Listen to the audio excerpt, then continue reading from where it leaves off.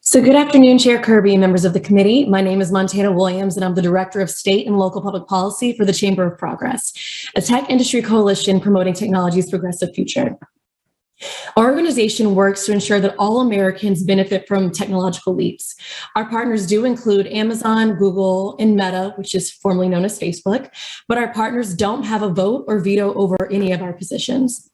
We agree that there is an existing problem with theft, and we do appreciate the chair's effort to make adjustments to HB 1614. But we do still remain concerned with the potential threat the bill poses to small online business owners.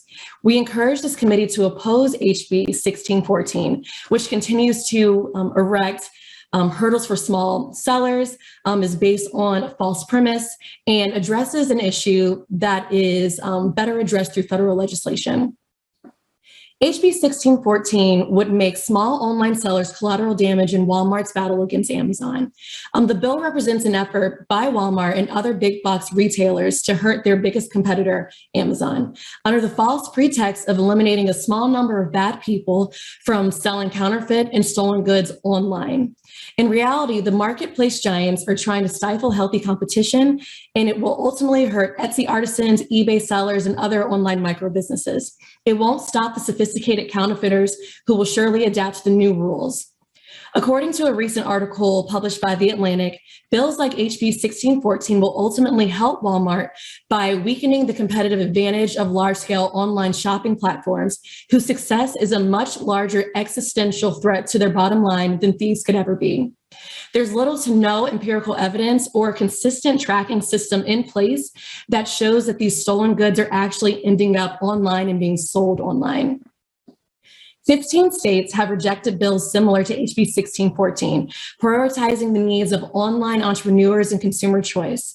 Legislators in Republican and Democratic-led states agree this legislation would add additional obstacles that would ultimately hurt small sellers, decrease opportunity, increase red tape, and hinder consumers in search of a deal.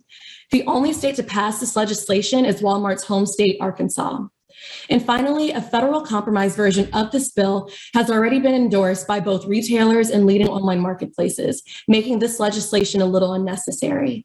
In October, U.S. House members introduced the Federal Inform Act to combat the online sale of stolen goods, counterfeit, and dangerous consumer products. This legislation is supported by retail groups, a coalition that does include the small online businesses that I was speaking about, as well as Amazon. Online marketplaces are largely borderless and don't observe state-by-state boundaries. By passing HB 1614, it would increase a patchwork of laws of an issue that is more properly addressed at the federal level. The consensus approach reflected in the federal version of the legislation represents the best model for tackling this issue without harming small online sellers.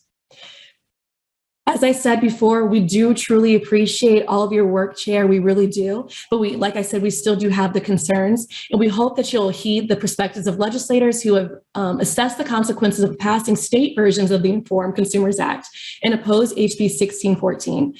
We welcome any opportunity to work with this committee and to provide any ideas that we may have to ensure that both traditional retailers and online sellers are treated fairly.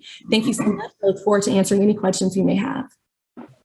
Thank you, and I'm going to go ahead and we'll save the questions for the end of this panel.